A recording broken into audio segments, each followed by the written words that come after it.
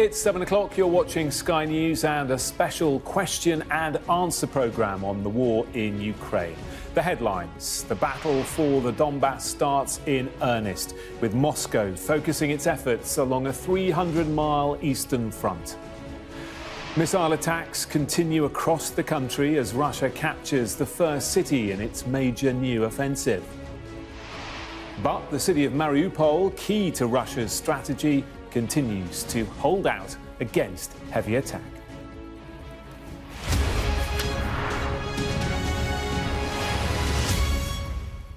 Hello, very good evening. Tonight we hope to answer as many of your questions as possible after almost 2 months now of war in Ukraine. Coming up in just a moment, I'll be joined by our security and defence analyst, Michael Clarke, and get the latest on the major new offensive in the Donbass. But first, let's give you a summary of the rest of today's news.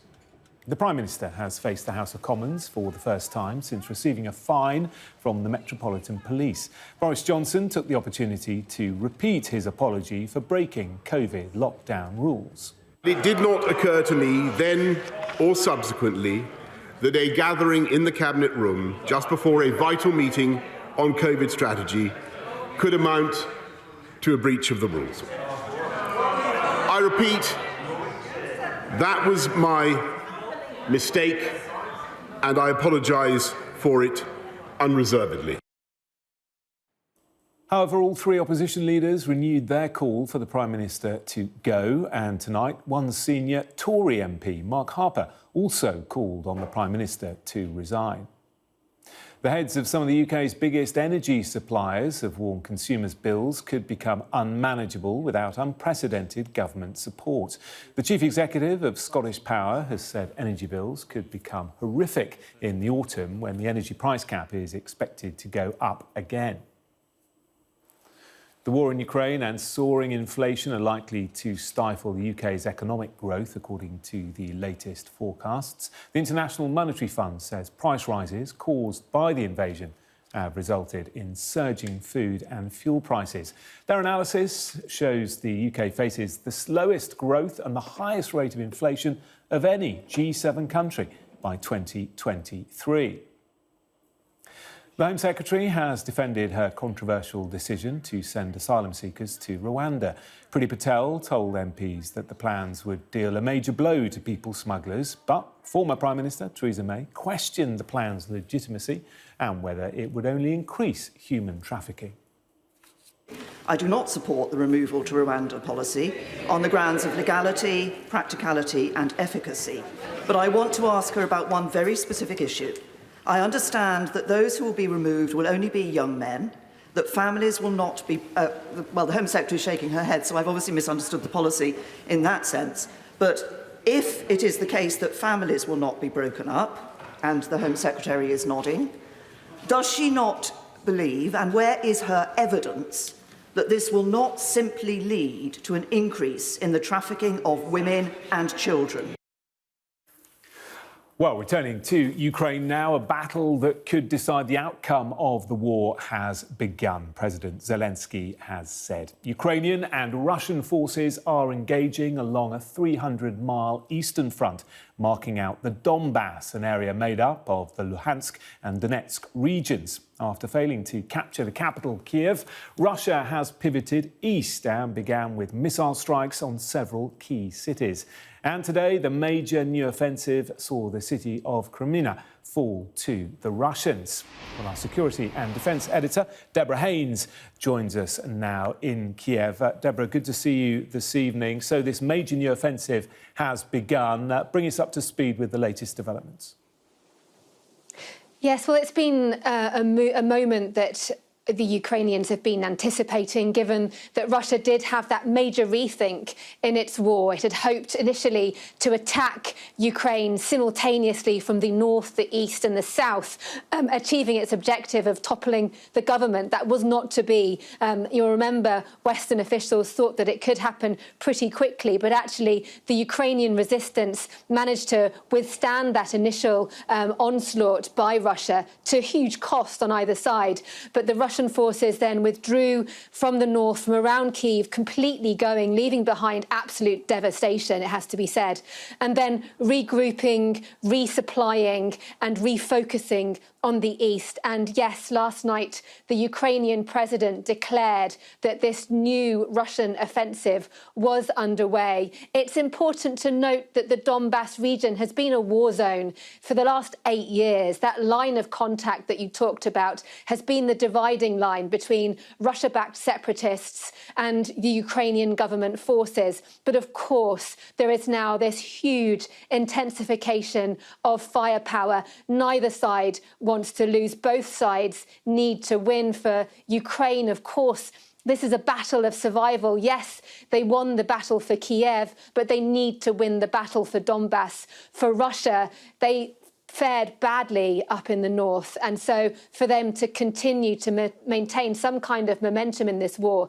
they have to succeed in the east. It means that this could become incredibly bloody. Nobody knows how it will end, whether it will escalate, but a new phase of this war 8 weeks in. OK, Deborah in the Ukrainian capital, many thanks for that.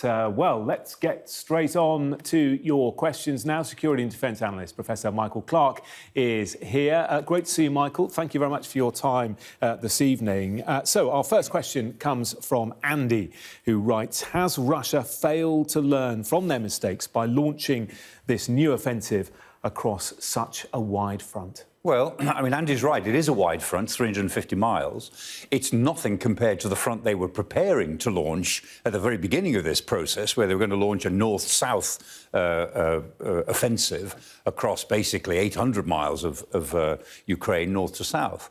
On the other hand, it's quite an ambitious offensive in a smallish area of the southeast by standards of the rest of the country.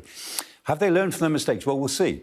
Their mistakes were many and various, but if I had to put them together in one idea, it is that they didn't pursue combined arms warfare, which means working the armour with the infantry and the armour and the infantry with the air power. And their doctrine said that they do, but they obviously didn't do it. It's what NATO armies do all the time. And we're still scratching our heads as to why they had this doctrine and ignored it. Why they left the armour by itself. They didn't have infantry with the armour in sufficient numbers, so they couldn't fan out to actually give the armour some flanking cover. So the armour was going down roads which could be easily picked off. They didn't integrate the air with the ground operation because they didn't control the air. All of the basics. I mean, if I had to say to a Russian general now, what should I do? I say, go back to the basics. Do the basics well, and the numbers you've got should prevail. If you do that, that's what they need to learn. I mean, the biggest mistake really was that that Putin simply didn't expect the strength of the resistance. Yeah, I mean, fundamentally, this war was based on a massive, massive miscalculation. Yeah. That he thought that Ukraine somehow would welcome the Russians in, at least a third of Ukraine would, the eastern third of Ukraine would welcome the Russians in, and that they could conduct a lightning operation. And, if you get the basic premise wrong, then the war is always going to go wrong. And what Putin is now doing is trying to salvage something from this mess, but he's made such a massive strategic error that we will never see Russia in the same light again. He lied and lied and lied to the whole world about what his intentions were until the 24th of February when he invaded. And so nobody will ever believe a word he says again. And anyone trying to do deals with him will simply say, well, what's the point of doing a deal with him? All you can do is work with power. You have to show this man, or you have to show Russia under his leadership, that only power matters. Honesty and legality and arrangements and diplomacy don't work because this man doesn't do that. It leads us nicely on to the next question, which comes from Davina. She says, does the new offensive mean that Putin has given up on controlling the whole of Ukraine? Almost certainly not. And the Ukrainian government say that. They say, although Kiev is now a lot safer than it was, given half a chance, the Russians would try and encircle Kiev again and take it. It may be that Putin feels that he has to settle this time for some territorial gain in the Donbass, if the world will let him and if the Ukrainian government will agree, and we'll see. But undoubtedly, the Ukrainians have to work on the assumption that he will try again. I mean, he invaded Ukraine twice in 2014, once in 2022. If he gets away with this, then they can expect another invasion in 2024, 2025. You don't think it could carry on? I mean, if he has success in Donbass, you don't think he would then carry on this conflict and try and take Kiev again? Yes, I think he would. That's the point. If he had success in the Donbass, it still wouldn't satisfy him, because the argument that the Russians are making is that Ukraine shouldn't exist as an independent state, that Ukraine should be a part of Russia, as they say historically it always was, which isn't really true, but that's what they say. And the idea that Putin can be appeased, as it were, by agreeing to let him take this section of Ukraine, I think is a very false idea. Nobody in the West is giving much credit to that. As the war goes on, they may come round to it on the assumption that anything that stops the fighting. But the idea that this would satisfy Putin's Russia in relation to Ukraine, I think is for the birds. As long as Putin is there, as long as he is in charge of Russia, then Ukraine is under threat of annihilation. It's interesting, isn't it? Because I guess many military strategists would say that what he's actually doing now with this new offensive is what he should have done in the first place. Yeah, we thought, when we saw all this stuff developing over November, December, we could see these big forces, coming together, and we thought, these are going to be used. And we thought, OK, well, probably he will try to consolidate the two breakaway republics in Luhansk and Donetsk, and maybe he'll try and push them a little bit further. Would he try and take Mariupol? Well, that would be a big step. Well, maybe, we thought, maybe he'd be audacious enough to try to create a land corridor between the Donbass and Crimea. That would be massive. And I remember speaking to, some very senior British military personnel and some ex-intelligence personnel who said that would be a big, big step to try to create this land bridge. Well, in fact, he didn't just want to do that. He went for broke to actually take the whole country. And we were astonished, because it was such a manifestly stupid thing to try to do. And so here he is now back to what, at the time, in December, January, we thought was completely audacious, to actually take even more territory and join up the Donbass with Crimea. And the danger, of course, politically, is that Western politicians, as they get more and more worried about this war, will urge the Ukrainians just settle for this. Lose a bit of territory, settle for this. And I think it's very dangerous, because we have to back whatever the Ukrainian government will live with. This is a war that's now about autocracy and aggression versus liberal democracy and, rule of law. And so, in a way, the war is about more than just Ukraine now. And I hope the Ukrainians don't settle for losing some territory, but then they're the ones doing the fighting, not you and me. Yeah, of course. Let's talk a bit more about the specifics then of this new phase of the war. A question from Neil. He says, how long do you think it'll take the better-equipped Russian military to win? Is that the right question? Yeah. How long do you think it'll take the better-equipped Russian military to win in the Donbass region? Because, of course, now their supply lines are right. They're right next to their supply lines, and that was a big issue, wasn't it? Before? Yeah, it was. Yeah, the supply lines are much shorter. However, I'd say, people keep asking me this. How do I think it's going to go? I'd say it's 50-50 at the moment. It's on a knife edge, because both sides have got their advantages and disadvantages, which we can talk about if you want. But the point is that the Russians are not, in a way, better equipped. They have a lot more. They have a lot more stuff, but they're not better equipped, because the Ukrainians are now getting the best of Western technologies that are useful against armoured warfare. And the Russians now, for instance, they are running out of precision-guided weapons because they can't get the components because of sanctions. They're not producing any more tanks, any more T-80s and T-90s. The production line has stopped because they're stuck for components. Now, the Russians have got about 15,000 tanks in reserve, mainly T-72s, this older 1960 model that we see a lot of. And only about 25% of those 15,000 tanks are actually combat-worthy, that's the Western intelligence estimate. And so the Russians are bringing these systems forward. They're bringing some pretty old artillery forward, and they're bringing forward new green troops. You can replace tanks, but you can't replace a good tank crew who know what they're doing. So it's not obvious that the Russians are better equipped. They're equipped with much heavier, with bigger numbers of heavier equipment. But the Ukrainians, if the Western military aid can get to them quick enough, have the technologies to counter it. And the Ukrainians are very well dug in. The Ukrainian forces that are presently about to fight are about 40% of their total forces. They're called the Joint Force Operation, as they call it. It's their best 40%. They've been fighting in that region for 8 years against the separatist republics. claimed republics, and they're dug in. And so, whereas Russian tanks will be on the horizon, the Ukrainian tanks are all dug in, so there's hardly anything to see above ground. I mean, the turrets are just literally poking above the ground. And, winkling out an experienced enemy can be quite difficult in that respect. Also, just one final point, that the Russians at the moment are still pursuing these long lines of communication. They're still stuck to the roads. They can't fan out. I mean, armour comes into its own when it's able to fan out across a big front and 60 or 70 tanks move in at once. But 60 or 70 tanks along a road are a very different proposition. Yeah, because the terrain of this conflict is going to be very different from the terrain of the previous fighting, which was much more urban warfare. This is in the countryside. This is tank country. Yeah. And it's not so far away from Kursk, which is the famous Second World Battle of Kursk, which was the biggest tank battle in history. Thousands and thousands of tanks, because this is classic tank country.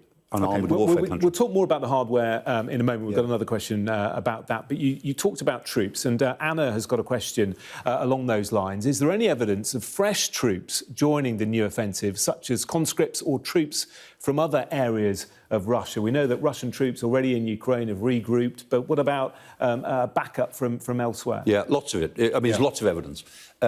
Because when they built up these 190-odd thousand troops in the exercise phase of this during December and January, a lot of them were brought, the combined arms armies from Siberia and from the Far East. So a lot of those troops came to join the troops in Western Russia. And as they've had to feed in more troops, and they've gone for another round of conscription, so they've conscripted last month another 134,000 troops.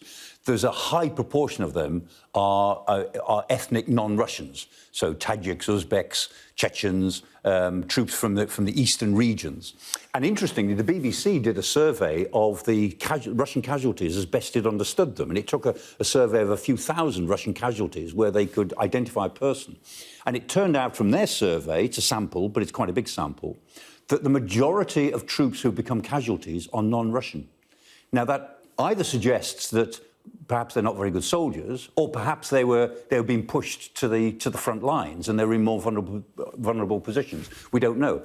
But there's a lot of evidence, Anna, that the Russians are fighting at the moment with quite a lot of non-ethnic Russian troops in their forces. And again, I mean, what that means for morale, we can only guess at. But, the famous phrase of Oliver Cromwell, that's been repeated in staff colleges around the world for 300 years is, a man must know what he fights for and love what he knows.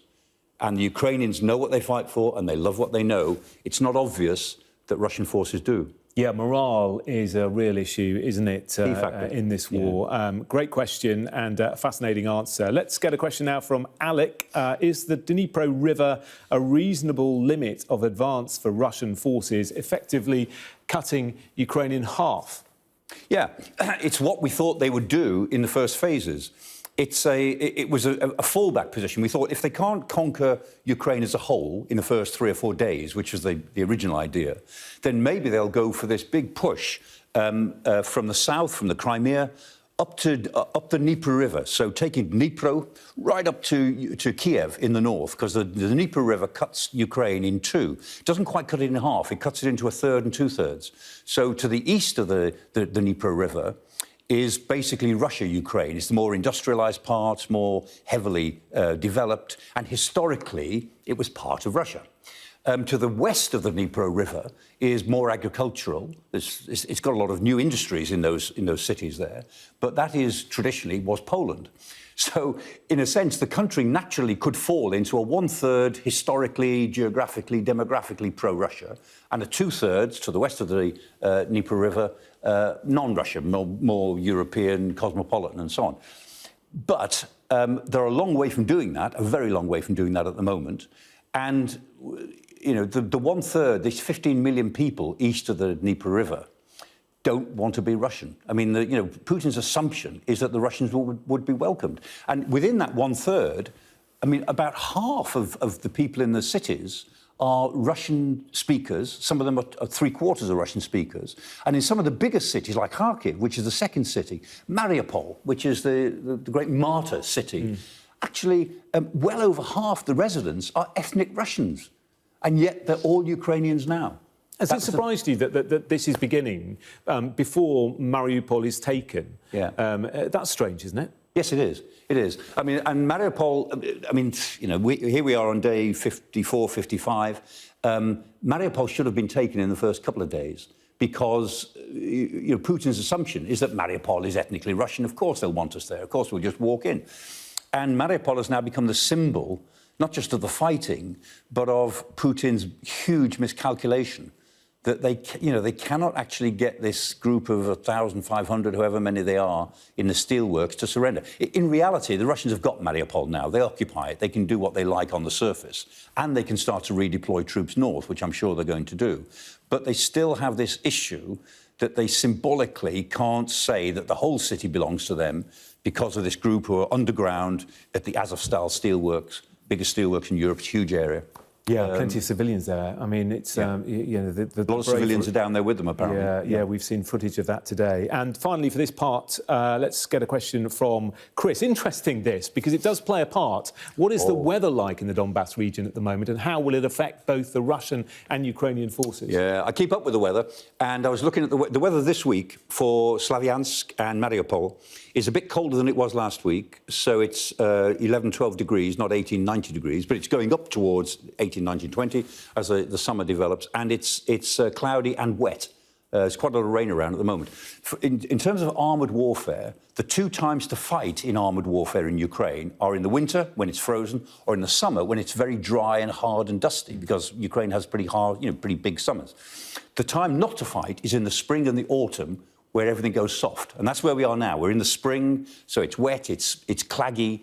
It certainly helps the Ukrainians who are dug in. I mean, it's miserable for everybody, but it helps them a lot more than it helps the Russians. And the Russians will have this problem again, that they will not find it easy to spread out across the fields, to use this good tank country to its full extent. They'll be stuck on the roads because, these T-72 tanks, they weigh about 40 tons. And by the time half a dozen T-72s have gone over a wet field, then no other T-72s of 40 tons each can get over there because it's nothing but mud.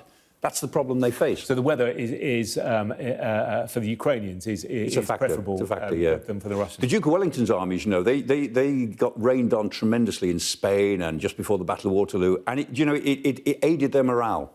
They loved it because they said, we know we fight better in the bad weather than any of our opponents. Right. And they always won in bad weather. And they always said, Wellington always wins in bad weather. It became an omen for them. Fascinating. Michael, don't go away. Thank you very much for the moment. You're watching a special question and answer programme on the war in Ukraine. Next, we're asking what could have been on board the Moskva when it sank. Don't go away.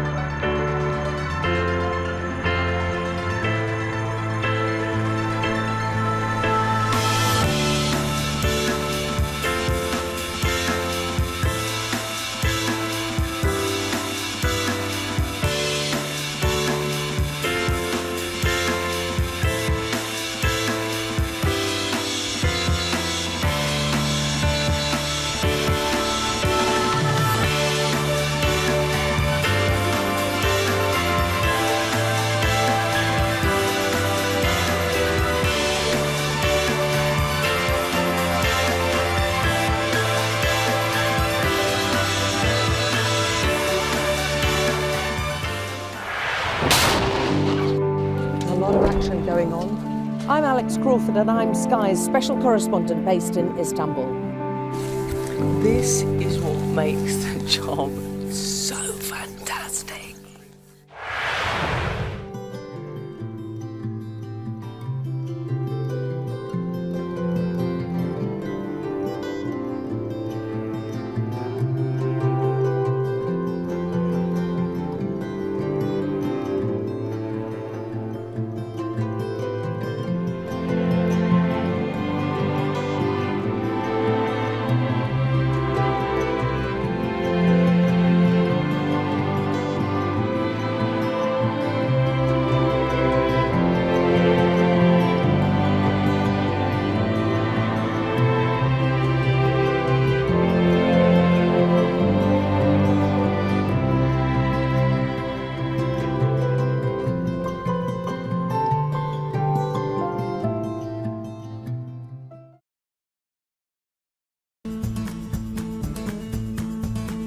We support communities to grow food in lost and unloved spaces across the city.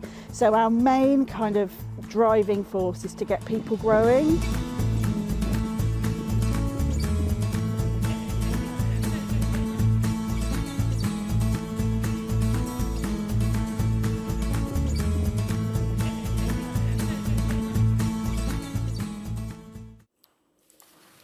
Hello again, welcome back to our special Q&A on the war in Ukraine. Now, before we continue to answer your questions, just want to let you know that Johnny Depp, the actor, is giving evidence in Virginia in his trial with Amber Heard. Now, you can watch live coverage in full of that trial via our website. So that's where you can find that.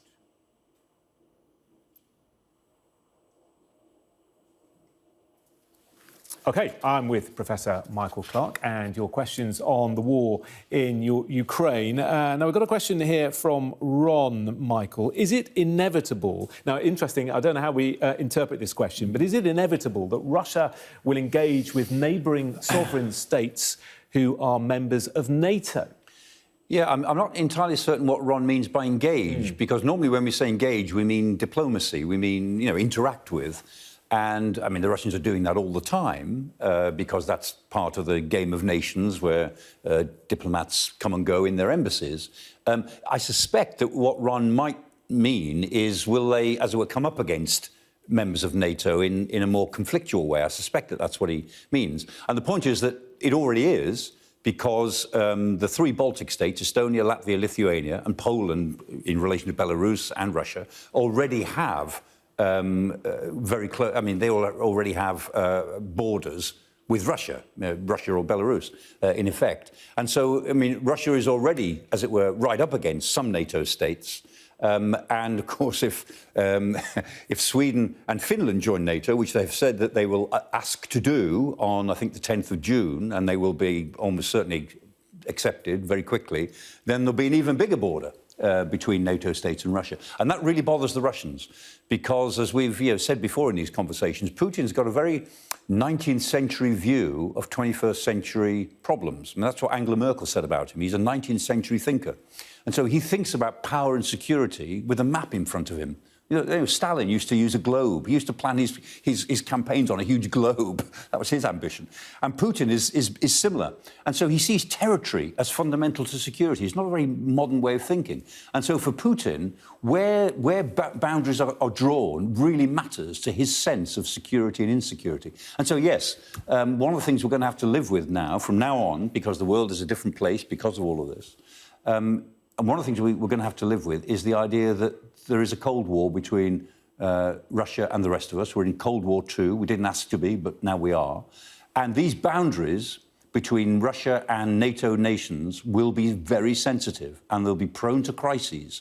And we've got to get used to that and learn how to handle them. Well, boundaries certainly form part of the next question. This comes from Bobby. I think she's referring to Crimea when she says, can Russia really get away with claiming yet another part of Ukraine as their own? What are the long-term geopolitical implications if they do? You've touched on this already, but let's go into a bit more detail. Good point, Bobby, actually, because the thing is we're not just dealing with the territory which the Russians are now trying to occupy.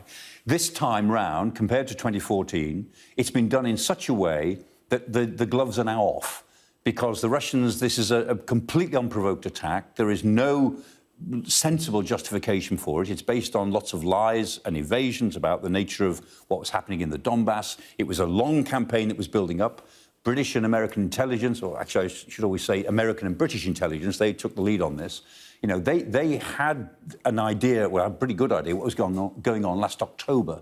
And they could see from their intelligence feeds what the plan was. And they've been right in almost every detail. So this isn't just a territorial grab by Putin. It's a territorial grab which has gone so much further politically than any other one that the world is now pitched into this competition. And the reason that I feel quite serious about it, which I'm haunted by the prospect that this is only the beginning of a much bigger crisis, is because the rest of the world, a lot of the rest of the world, is waiting to see what happens. To us, this is outrageous. This is Hitler behaviour on the part of Putin, to us. But African states, most African states, are just holding back to see what happens. China is holding back. Brazil is holding back. I mean, all over the world, a lot of countries are saying, we don't really care who wins. You know, for us, this is your war, not ours. And so the rest of the world does not see this as a war between, you know, law-abiding liberal democracies trying to live as peacefully as they can. They don't always get it right, but they try. And these autocracies, China and Russia in the lead, who are pushing for a completely new world order. They're trying to revise the world order that we've had for the last 200 or so years. And for that reason, this war is now a really important issue because it matters, because the rest of the world is not on our side, naturally. They're waiting to see what happens. OK, Bobby, thank you for that question. Let's squeeze this in from Chris. Now, this is about Russia's flagship missile carrier, which we know sunk off the coast of Ukraine last week. Chris asks, did the Moskva have nuclear warheads on board when it sunk? And does this pose a problem for Russia and countries nearby? It may have had. I mean, these ships do carry warheads because the cruise missiles, you see the tubes there, the 4 tubes either side, 8 tubes either side, is capable of firing 16 cruise missiles. And those cruise missiles can have either conventional or nuclear warheads. Normally, of course, they have conventional warheads. The general view is that these cruisers normally carry maybe 2 nuclear warheads with them when they go to sea. Whether they had them in this case is not clear. I mean, I suspect that they may not have, because the crew doesn't like carrying nuclear warheads because the extra security involved, they're a nuisance, they certainly don't expect to use them. So they probably did not have. Surface ships don't carry many nuclear warheads. I mean, submarines, known as the bombers, they can carry 16 or 18 nuclear warheads, but a conventional submarine might have 1 nuclear warhead for its 1 torpedo, this 1 nuclear torpedo. They might have 2. Because any conventional ships using nuclear warheads, it's their own death warrant. Because once they fire a nuclear weapon, then their location is plotted and they'll get something straight back. So for that reason, probably 2. Did they have them on? 40%, I'd say, 40% chance. And if they did have them on and it's sunk, yes, they will certainly be trying to retrieve them. The problem of nuclear warheads lying at the bottom of the sea kind of depends on the depth. If they're very deep, they're quite safe in a way because the pressure keeps it all in. If they're not very deep, and the Black Sea is not as deep as the oceans of the Atlantic or the Pacific, then they can leak. So it's not a question of anything exploding underwater, but toxic leakage becomes the issue. So it will rather depend on the depth. And I have to say, I don't actually know. I haven't checked up on what the depth was for the area that we think the Moskva went down in. But it will depend on depth. And if they have lost them, they will certainly be trying to retrieve them. And we will know, Western intelligence will know if they're trying to do that. Fascinating. OK, we'll leave it there for the moment. You're watching a special question and answer programme on the war in Ukraine. Next, we're asking what the impact or the potential use of tactical nuclear weapons could have on the war. That's in a couple of minutes.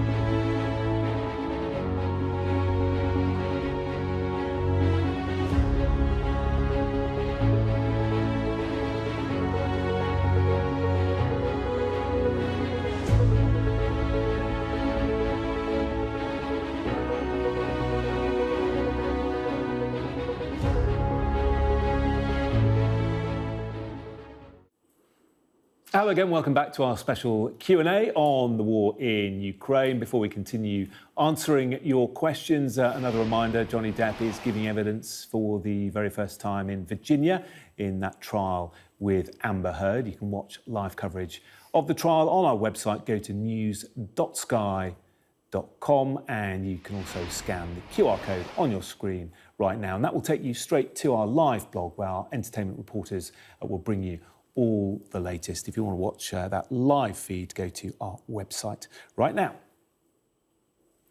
I'm with Professor Michael Clarke, and your questions on the war in Ukraine continue. Andy has a question about the use of nuclear weapons. We were talking about that ship earlier and whether it had nuclear weapons on board. Well, this question, if Putin resorts to a tactical nuclear strike, what would the response be from NATO and indeed the rest of the world? Yeah, it would be a massive, massive threshold to cross. In explosive terms, it wouldn't be so big. I mean, a 1 kiloton nuclear weapon would cause complete devastation in a radius of about 1.5 to 2 kilometres, plus radiation within that area.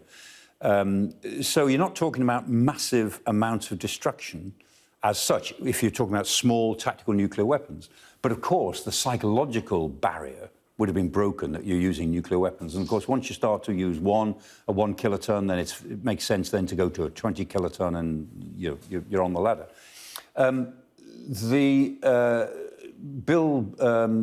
William Burns, the CIA director, who's a very carefully judged man, he's very well respected, doesn't speak off the record too much. And he said at the weekend he thought the Russians were contemplating the possible use of tactical nuclear weapons. But today, only a few hours ago, Sergei Lavrov, the foreign minister, speaking to India Today, I believe, ruled it out. He said, we have no plans to use nuclear weapons. Well, you could believe that if we want to, if we'd like to. We just don't know. The temptation to use a 1 or a 2 kiloton nuclear weapon for a battlefield objective to kill everything within a radius of a couple of kilometres, particularly if it's armoured forces dug in, might be quite high. If that happened, then we are in a different ballgame. I mean, the world would have to come off the fence then about what this is all about. And the NATO alliance, I'm sure, would cross a threshold themselves. And the clamour, I think, would be as dangerous as it would be. The clamour would be that we've got to now step in more directly to stop this. Yeah. Maybe to fight in Ukraine, not fight in Russia, but to fight in Ukraine to stop this happening or to target the whole Black Sea Fleet or whatever it might be. I mean, there is an irony, isn't there, Michael? Nuclear weapons were meant to be the ultimate way of stopping violence, but actually what Russia is doing is using the threat of nuclear weapons to get away with whatever it wants. Yes, and that's the danger, that we are self-deterred. Because they use nuclear weapons down to a much lower level than we do, and they build it into their doctrine to use nuclear weapons on the battlefield, which we don't, that threat is being actually quite effective because we are deterred from getting too close to that line in case Putin, who is emerging, he's gone from, powerful, ruthless man to an autocrat to a dictator, now to somebody who looks like a madman in global terms. We feel as if we're playing Russian roulette with this madman. And that is, there's a kind of theory about it, the madman theory of politics, and that the best way to play nuclear politics is to appear to be mad enough to do it.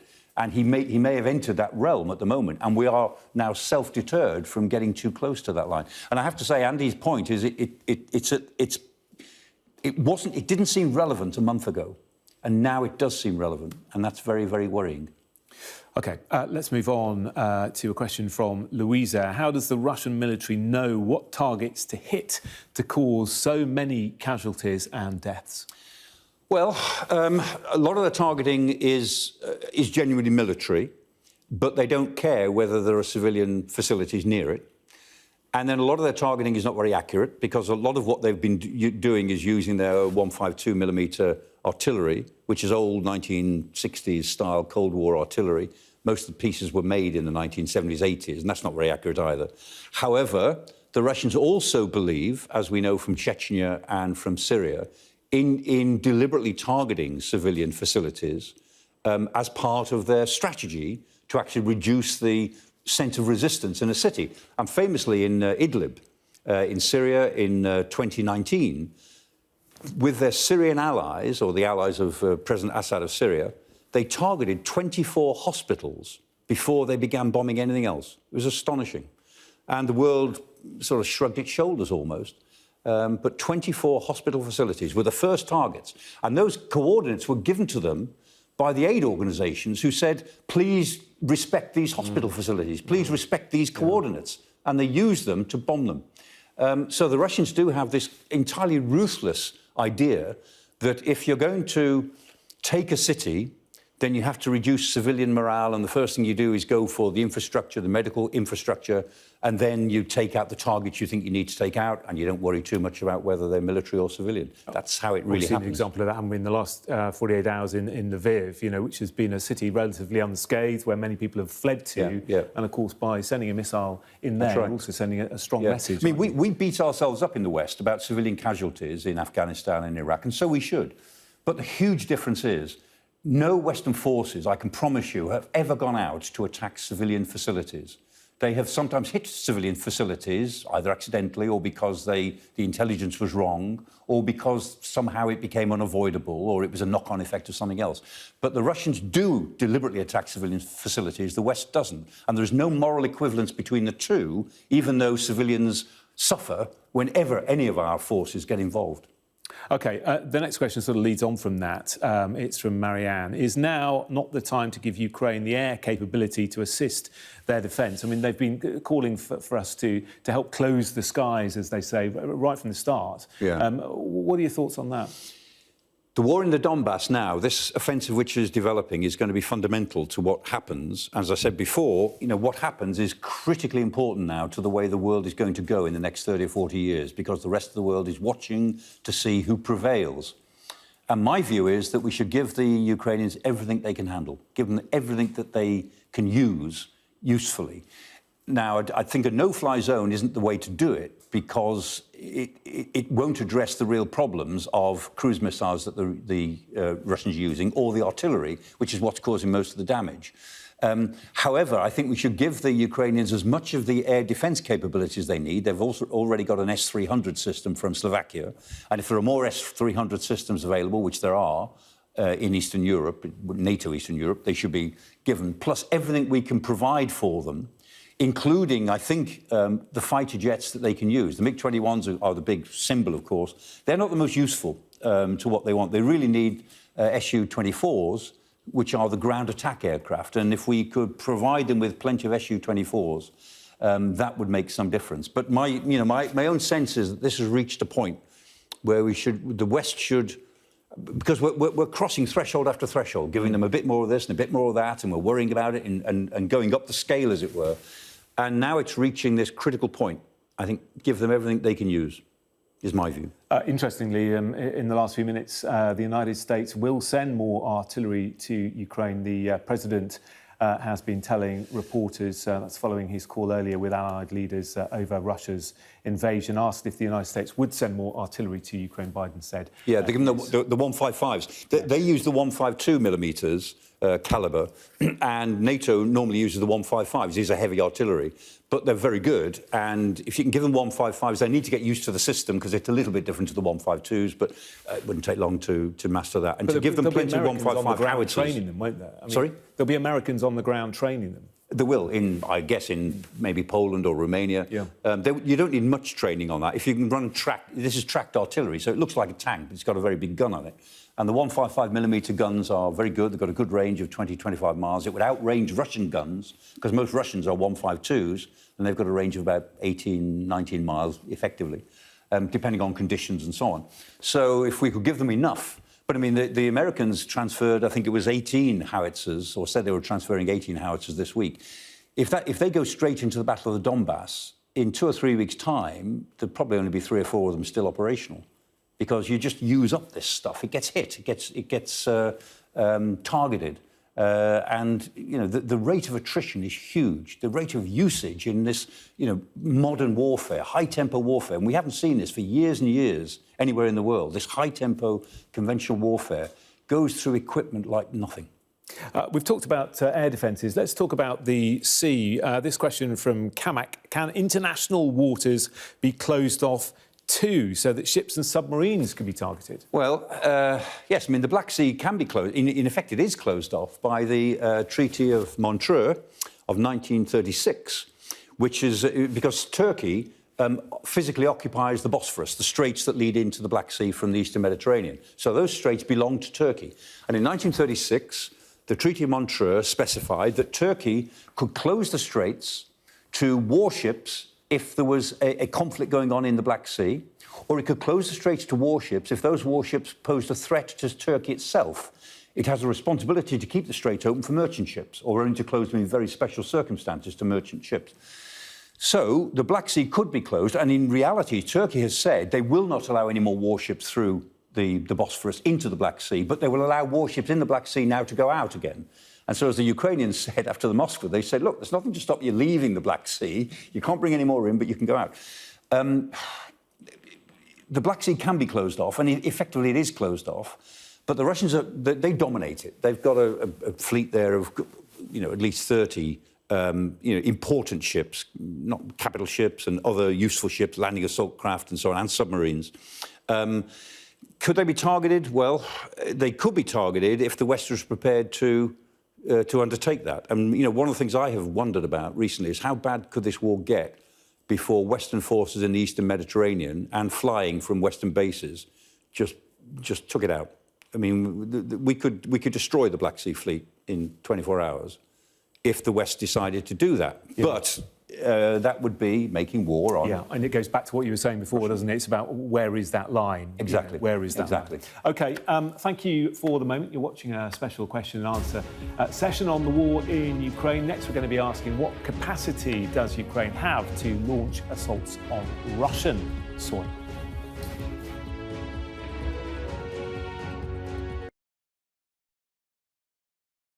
Mark Davenant, who started the Outsiders Project for Shelter, he's a photographer. He's took some really amazing pictures of what it's really like to be homeless. He really just captures it from the right perspective. And I think it shows it from the real raw side of everything. Homelessness is just not just about sleeping on the streets or sleeping rough. It's about being hidden homeless, living in squalor. I mean, some of Mark's pictures there, they're accommodation that have been given by the council, and it's not even fit for them to live in. It's slum accommodation. So I was a child in foster care, run away when I was 13, used to run up the West End, used to think I was big and clever running away from foster parents. Basically, I was on the streets from 13 to 24, sleeping rough, on and off. And then 13 years ago, I hit rock bottom and thought, I've got to get out of this somehow. I was sitting on Piccadilly one day and I just thought, I can't do this. I sobbed and I can't even explain it. It was like a divine intervention over the space of a few weeks. I got into a hostel and it was a different kind of hostel, like the support network was different. It was a very, they communicated, which was really well. They showed me how to feel loved. They showed me nurture. They invested in me all the stuff that I've been craving for my whole life, like love, nurture and encouragement, rather than always being put down and written off because of my mental health and being a naughty kid in care and stuff like that. So yeah, I needed that support network to be able to show me I do deserve love. Say you're walking along the Strand or Piccadilly and you see a homeless person begging, like, most of those people, they don't feel like they're a human. They don't feel like they deserve to be spoken to or anything like that. And it's one of the questions I get asked a lot when I do the work that I do is, what can I do to help? And, just buy a cup of coffee, sit down, drink it with them and have a conversation, because that will mean more to them than a £20 note being given to them. Do you know what I mean? So just treat everybody like humans. It's just that, like you say, kindness, just be kind. You don't know why that person's there in the first place. So, like, if you start talking, you've got veterans on the street, you've got kids in care on the street, women fleeing violence. You don't know who these people are until you stop and talk to them. Welcome back. Professor Michael Clarke still with me, answering your questions on the war in Ukraine. And Terry asks, do Ukrainian forces have the capability to fire rockets into Russian towns? Yes, they do. They've got their own cruise missiles. I think almost certainly they won't, because it would be the stupidest thing they could do Ukrainians have played this really, really well so far. You know, they've defended their territory. They've got the rest of the Western world on their side. It's a David and Goliath struggle, and they're being as honest as they can be, and so on. And they are wiping the floor with the Russians in propaganda terms or in information terms by pointing out the way the Russians are targeting civilians and all the damage they're doing. If the Ukrainians tried to do the same, it would give Russia such an easy ride on the death of civilians and targeting civilians. It would be the single stupidest thing they could do. So, yes, they've got some of the capability to do it, and the Russians have been creating accusations that this has been happening, and the Ukrainians saying, no, of course. If the Ukrainians ever substantiated those accusations by doing it, then they'd lose a huge amount of international credibility. So I think I could say, Terry, you know, yes, they can, but no, they won't, unless they're really, really stupid. OK, a very straightforward answer to that one. OK, question from Dean. This goes back to what we were discussing a bit earlier and really the effects of this war back in Russia. Is there any sign the families of Russian service personnel killed in Ukraine are losing trust in what they are told by the Russian Ministry of Defence? Yeah, bits and pieces of it. Arising in two ways that I can see. One is the Moskva was very important because, you know, you can't disguise the loss of a capital ship like that and the flagship. And inevitably, the first thing people think, well, what happened to the crew? And at the moment, only 100 and odd members of the crew, there are 550 members of the crew formally, only 100 odd have been formally accounted for, so we're not sure what has happened to the others. And also, I mean, ammunition doesn't explode on a ship. I mean, whether it's been hit or not, ammunition doesn't explode without killing and hurting a lot of people on the ship. So it's impossible to believe that there weren't some casualties, maybe quite a lot. And that in itself is going the rounds in Russia now, not just on the sort of secret internet, but also in chat programs. People are saying, what happened? You know, how did we lose this ship? Where are our sailors? And there are lots of stories coming out now on Twitter of families saying, I haven't heard from my son. He was conscripted onto this ship, is one of them. And I haven't heard from him since, you know, last week. What has happened? So that's one source. And the other source is veterans, military veterans, who gossip to each other on Twitter and in their own private chat rooms, which are, you know, not that difficult to monitor, to be honest. And they're sitting in retirement. They're saying, I don't remember it happening like this in my day. These troops, they don't know what they're doing. I can't believe the incompetence. And that gets around as well. And so these old professionals, as in any country, you know, the old veterans, the armchair generals, sit around and chew the fat about what's happening.